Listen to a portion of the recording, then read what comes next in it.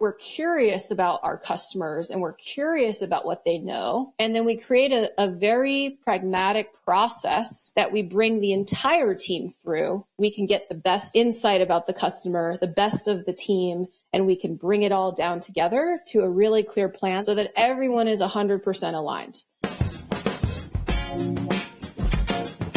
Welcome to Business Leaders with Soul, a podcast showcasing the change makers and innovators of our times who are ushering in a new age of conscious business. They're authentic, they're original, and their message connects with the people they're here to serve. Be inspired by these futurists and make the difference that you, too, came here to make. And now, here's your host, Lee Aldridge. Hi, everybody. I'm Lee Aldridge with Soul Story Creative, where we don't tell you who to be. We show the world who you are. And I'm so excited to have our guest today who's going to share her thoughts on this new age of conscious business and what it means to her. Anastassia Laskey of Ground Control Research is with us today. Now, Anna's a serious expert in her field. She's pragmatic and curious, a marketer's secret weapon. She helps companies solve any growth problem better and faster.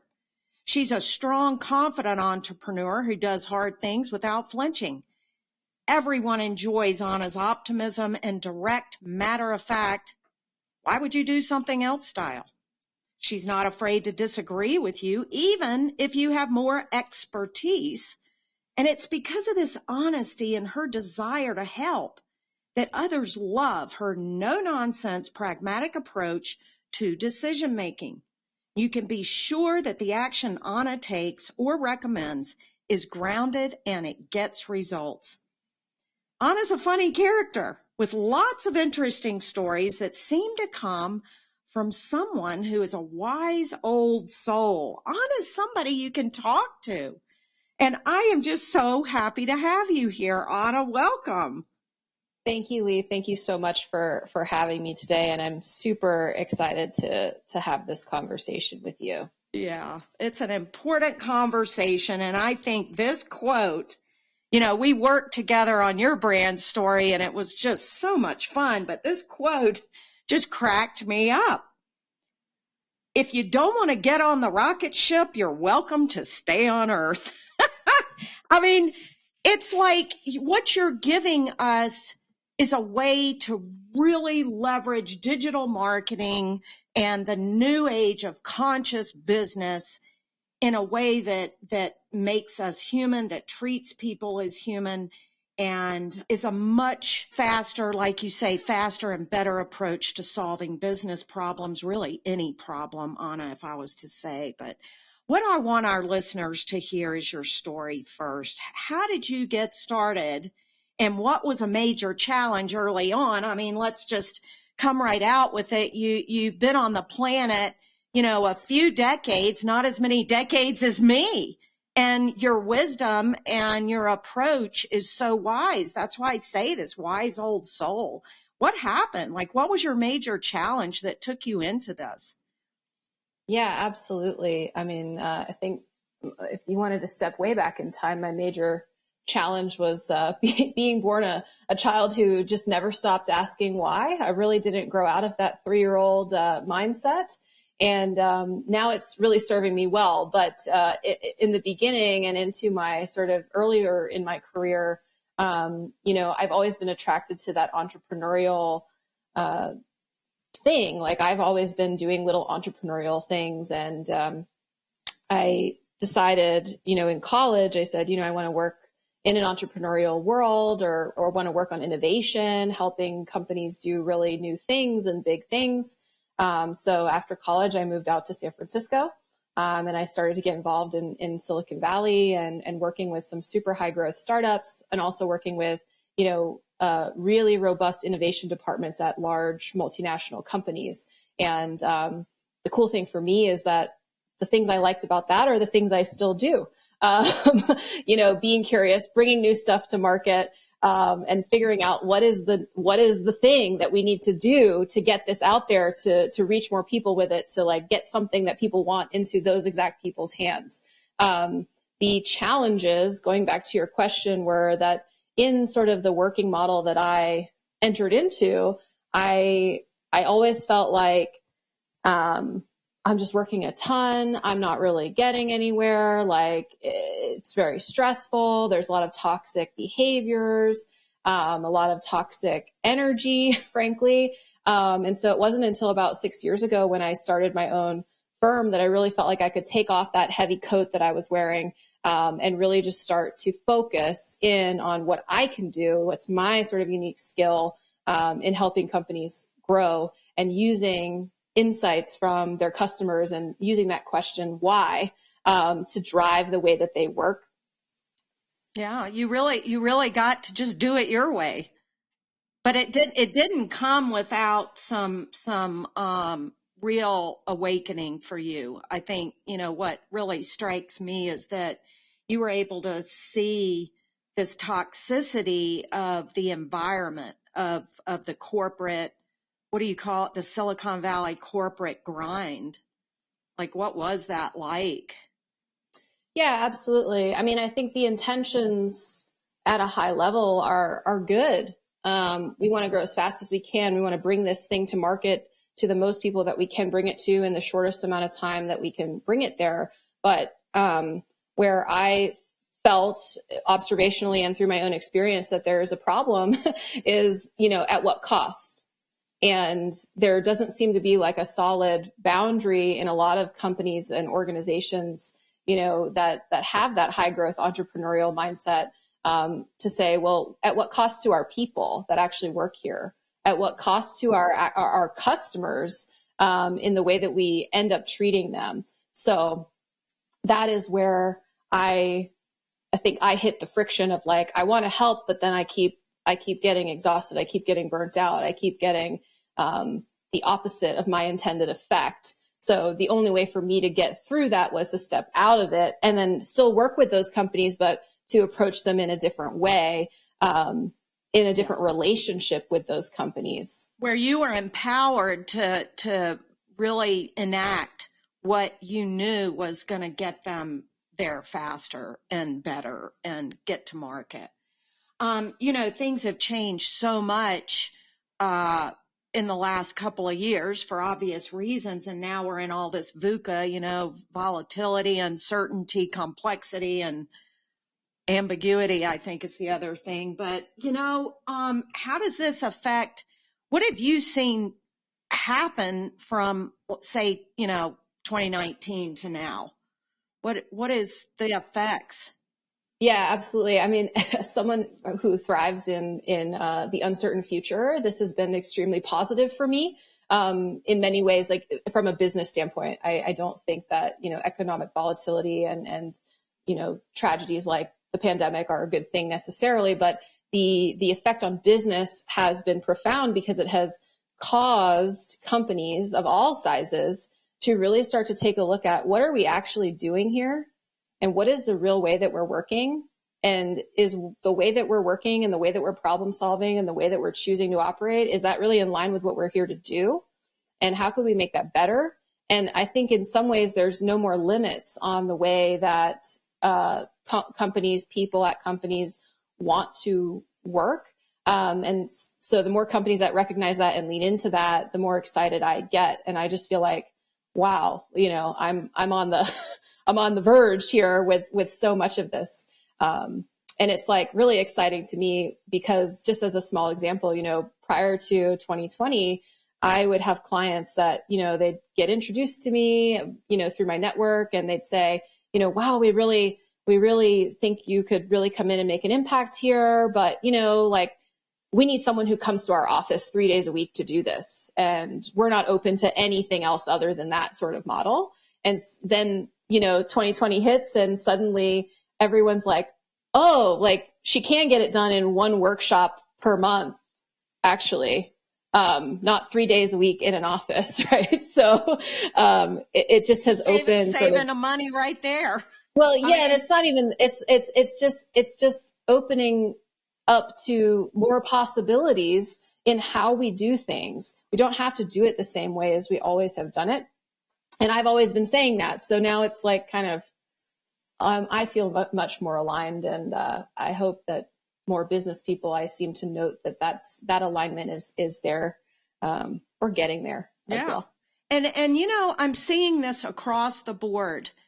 People, futurists like you, the way you're looking at the customer insights, ask them, what do they want?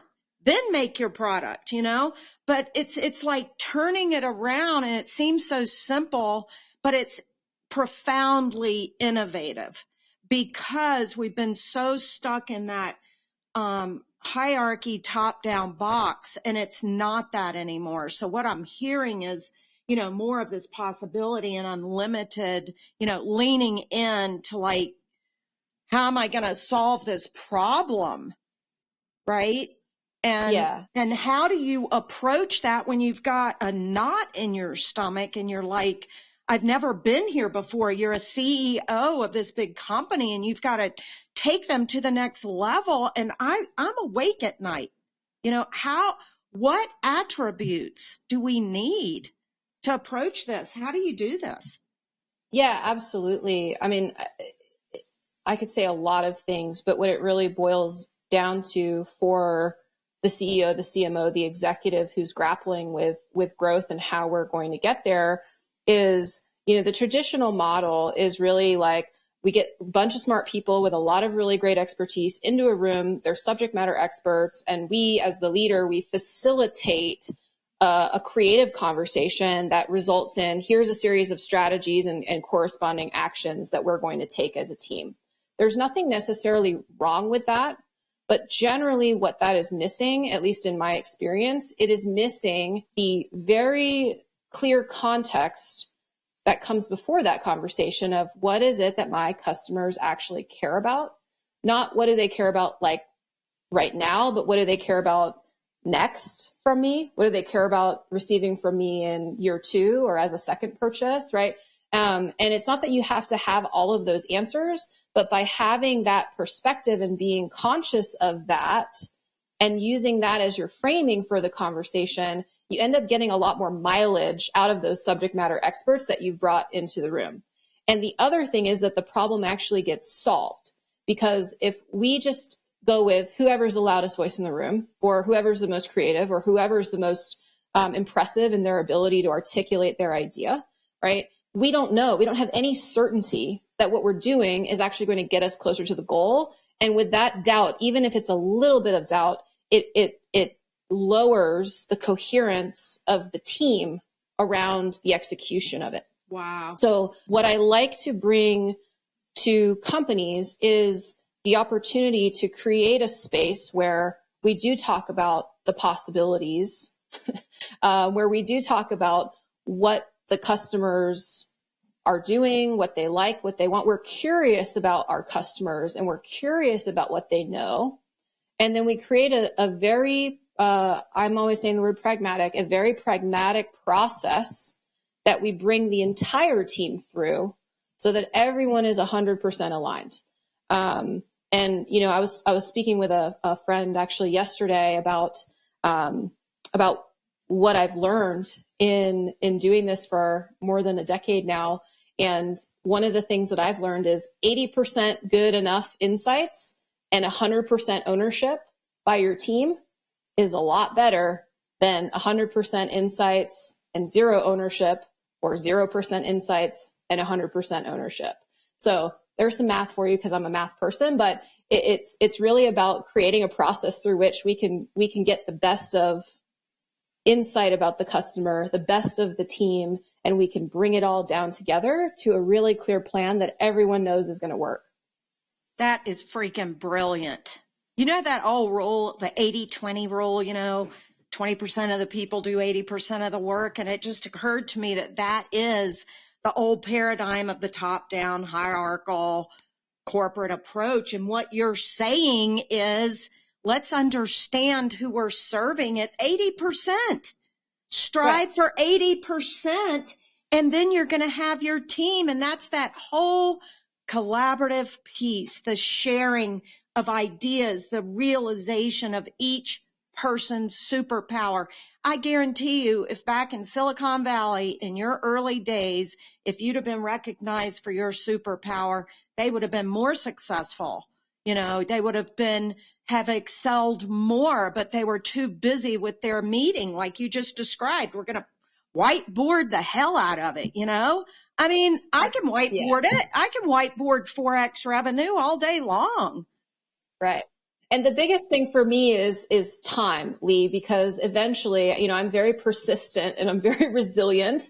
And so eventually, typically clients who are, I wouldn't call them resistant, but just it takes a little longer for their organizational machine to accept the input of insight. Yeah. Eventually, they do start using those insights. And, I was having a call with a former client of mine last week, and she said, you got us to 4x the new client revenue and 3x, transaction value year over year.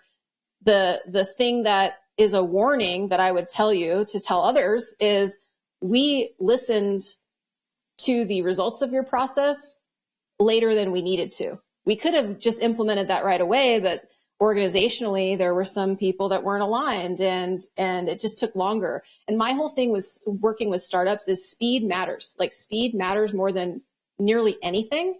And so what I'm trying to do with clients is get them as fast as we possibly can to something that is better than what they're doing and continue to iterate, continue to optimize.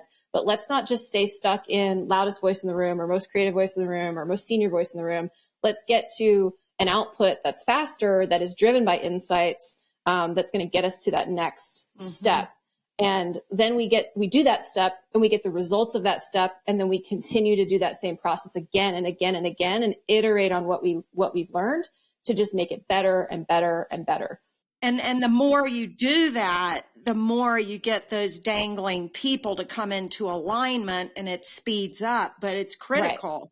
You're right that with startups, I mean, speed does matter.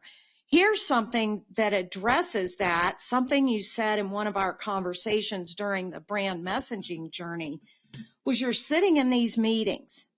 How many of us, all of us have been in these meetings, whether it's virtual or in person, and you're just like, gosh, can we please just do something? Can we stop machinating? It just drives me crazy because I'm a action taker, and one thing you said, it's like, I wanted to make this your tagline was like, well, why don't we just go get the answer?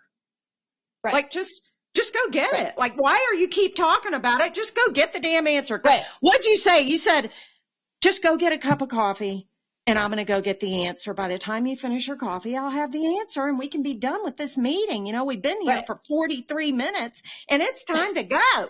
Like, I don't have 3 more hours. Right. There are so many meetings that happen in companies where people are paralyzed by a lack of information or an overwhelm of information. So in the case of lack of information, people will spend like hours and hours trying to speculate and like game out like how a customer is going to react to something or like what a thing should be. And I'm guilty of this too, as the leader of my own company. So I 100% understand where it comes from. But when I'm in those situations, I'm like, listen, my goal is to get us to a list of questions we need to ask customers. And then we'll just like end the meeting at that and we'll just go do it. And then we'll have another meeting where we have that information. And then we just decide how we're going to change our marketing. 2 meetings, we're done. Not like 16 meetings of like every week check in on the marketing strategy and every week creative brainstorming. And those are valuable things, but they're tools. They're tools that can be used at the right time to, again, be the most efficient with your time, with your team. And so that is really where, I'm just very blunt. I'm like, we could continue to speculate in this meeting, or we could just like go get the answers.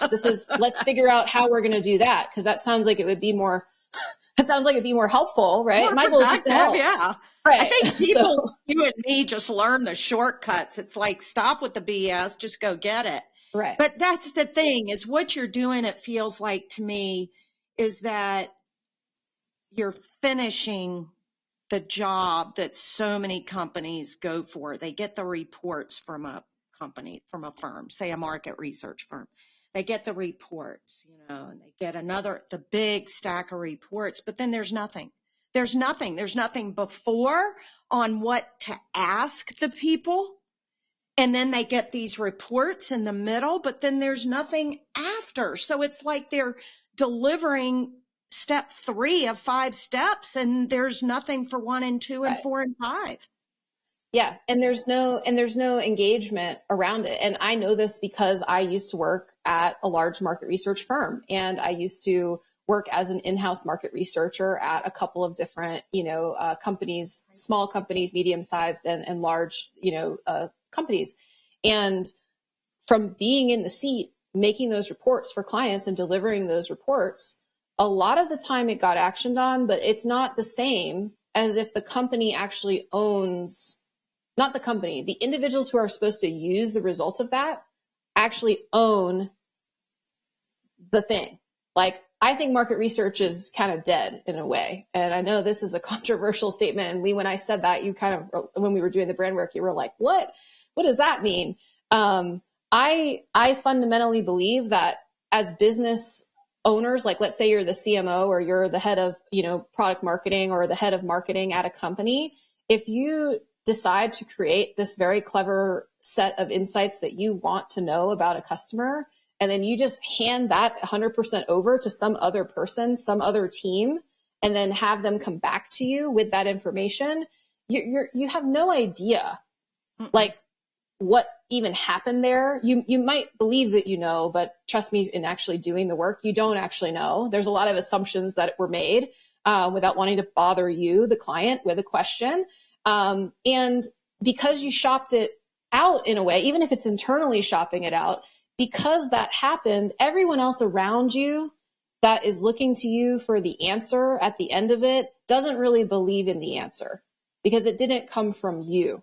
So this is part of my evolution and me figuring out, like, how can I really help companies? How can I really help customers of mine and customers of the companies that I serve? Because frankly, that's all I want, is like companies to have a better offering for a better, customer experience. What I kind of figured out in doing this is I have to not be the solely responsible party, and I have to imbue and teach everyone at my client how to think like a market researcher and do that in their day-to-day job, and then bring me in for the hard stuff that really does require some level of intellectual skill that is just not worth it for them to gain.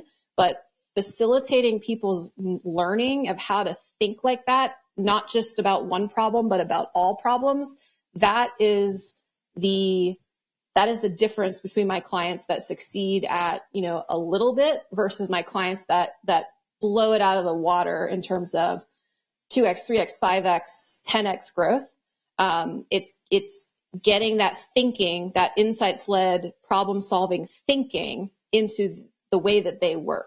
Mm-hmm. So it not only permeates the CMO or whoever that leader is, but it permeates the team. It brings you back full circle to connecting, because there's a disconnect that happens when you outsource, even if it's in the same organization, because they're isolated, they're siloed, and it's not brought into the whole ecosystem of the message of what the sales team is speaking, of what the marketing team is putting out for collateral. It's all unified. And what my real pain is, as the insight-led customer that you've done the research on, you've actually talked to me. You didn't just give me a Google form or Survey Monkey, right? Right. Or if we did do that, it was actually like a pleasant experience for you as the recipient, and you understood like more about you felt better about the company after seeing what they wanted to know. Yeah. So I went into my Survey Monkey form with a level of participation and contribution and helping this company that helped me so much. Right. So it's all this is, it's just amazing. Yeah. Well, what are the opportunities now? Like, how do we access as far as the opportunities for organizations today? It sounds like they could bring in insights-led research like Ground Control Research does privately, but I think you've started something that's more of a group program, right? Yeah, absolutely. So there definitely is, an opportunity to work with my firm in the way that we have been working with companies for the past 6 years. And that involves really getting ingrained with CMOs or marketing leaders and their teams and their strategy, and starting the conversation there, and then facilitating everything that I've talked about in this conversation so that they get to very fast, very clear an output that they can action, and let's go. And then we're with them all the way as they sort of encounter different things. Hand holding, yeah. But frankly, that type of an interaction, for me, for a long time, it was enough, but now it's not enough because I can only work with a certain number of clients in that way. And again, going back to my point about 100% ownership, it's much better, in fact, when my client owns the entire thing, even the stuff that they think is going to be so difficult of like, I don't know how to ask a customer a question. Well, you manage to have business conversations every day. So I think you can probably figure it out if you have just a little bit of guidance from me. So I've launched this new program called the 90-Day Lifetime Value Liftoff. And what we're doing with clients is we're actually helping them come in, and within 90 days, they're going to get clarity on what is your lifetime value goal? What is your repeat revenue goal? What are you actually trying to do? What do you know right now about your customer that's going to help you get there? What do you not know right now about your customer that would help you get there? And for the things you don't know about your customer that you need to know, how are you going to get that? How are you going to get that information and learn a new way of thinking, which I call insights-led problem solving, using that to get that information and just feed it right away into all of the strategy that you're doing, all of the initiatives that you're doing, everything you're doing, and lift everything at the same time. And also facilitate some of these honest conversations in a constructive way, in a pragmatic way, in an efficient way between marketing, sales, and client service, client delivery, operations, whatever that is in your firm. Because that is also we all struggle with that. That's the trifecta of overwhelm and burnout right there. And if I can understand my customers at a deeper level, then I'm not talking to people that I don't want to talk to, and I'm talking to people that I do that convert because they're a match for me already.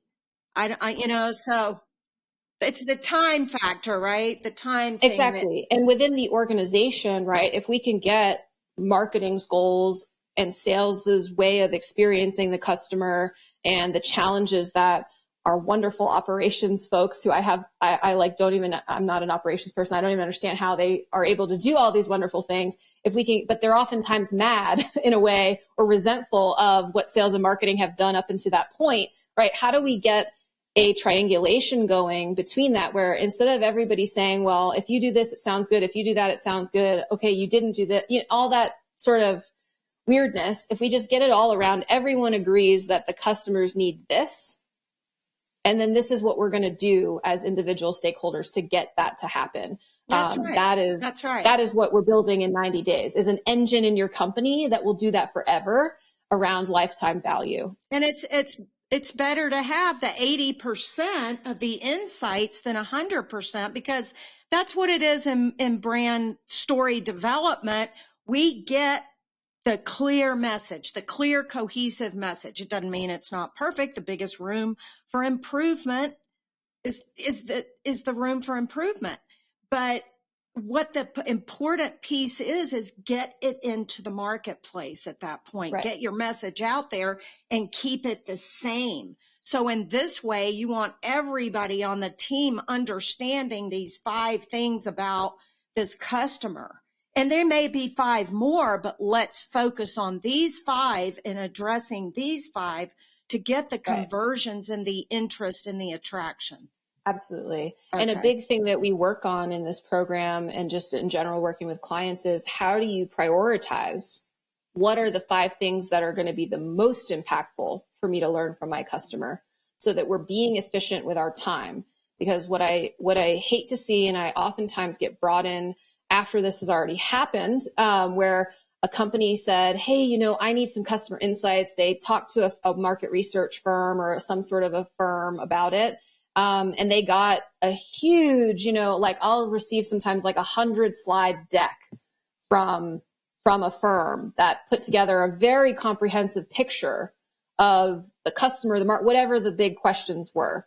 And the client comes to me and doesn't say, hey, Anna, I don't believe this. Can you redo it? They say, I don't know what to do with this. I don't know which of these 10 things actually matter. They said that the firm said these 10 things matter, but I don't know if that's true. And so part of the process that I teach is having you identify that and your whole team be aligned to that before you do any actual like customer insights gathering, any actual work. And then by doing that, you can actually do that work because it's so bite-sized. You don't need a huge, you know, multi-whatever study of who knows what, right? You just need to ask 10 questions in a 30-minute conversation with 5 of your customers of a certain type.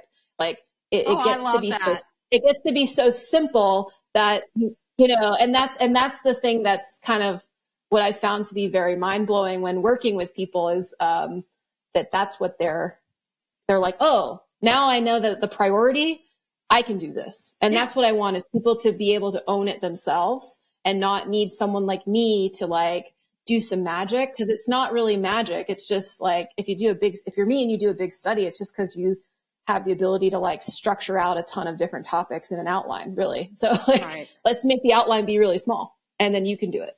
Right. And it's doable. It's approachable. You know, that's just who you are. Well, gosh, we're going to have to wrap up now. I could go on and talk because I just feel like this is critical to any of my clients' businesses. You know, any of us that are in business, there's one thing to do your ideal client research and understand as far as the brand language. But when you get into it with your depth, then you're going to have a level of certainty. And who would not love to have just a little bit of certainty right now? You know, it's just like, oh my God. But what's the best way to connect with you? How can we get more of this? Yeah, absolutely. So I'm on LinkedIn, and I believe you're going to include a link to my profile in the notes. So definitely add me on LinkedIn, reach out. And the other thing that I've done is I've put together a webinar that walks you through. So it's me walking you through the 5 simple shifts to driving repeat revenue and increased lifetime value for your customers. So great I will, offer. And so that's going to be available in the notes here as well. A free and it's a free gift. Yep. And you can also go to groundcontrolresearch.com/free gift and it'll take you right there. Yeah, I'll have those links. I'll have the link to the 5 simple shifts to improving lifetime value and driving revenue. I'm going to be one of your first signups. Maybe you just send it to me. But yeah, that's going to be a great webinar because so it's really a master class I can implement right now. And then we'll have your LinkedIn profile and ground control research linked in the show notes. Anna, this has been great. I just think what you're doing is so important, and it's just amazing to talk to all of you who are such innovators and futurists, taking us into this new age of conscious business. Thank you very much. Yeah, thank you, Lee, and thanks for putting this together because, you know, the way that you're bringing so many people who are so conscious in their business and the way that they're interacting, the way that you're bringing everyone together and putting this out there and amplifying this, it only serves to make the world a better place. So thank you for what you do. Thank you, because it is my passion project. I want to show the world that there is some great, great things happening, and we're actually moving in to the gold print, you know, not the blueprint, but the gold print. So thank you for taking us there in this important way in the sacred commerce conversation. And we'll look forward to having you back in a little while. Yes. And we'll see how things are going. Thanks, Lee. Thanks for tuning in to Business Leaders with Soul. We hope you enjoyed this discussion into the mind of one of today's authentic thought leaders. We'll be back with another powerful perspective in the next podcast, so be sure to subscribe to get notifications and please share with others. You can connect with us by following Soul Story Creative on LinkedIn or by visiting soulstorycreative.com, where we don't tell you who to be, we show the world who you are. We look forward to seeing you next time.